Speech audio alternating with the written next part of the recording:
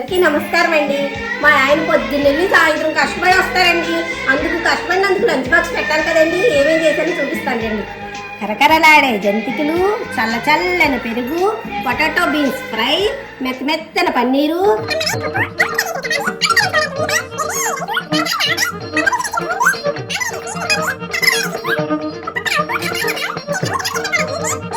అప్పుడే అయిపోయింది అనుకుంటున్నారా? ఇంకా ఉంది. అన్నం తింటా.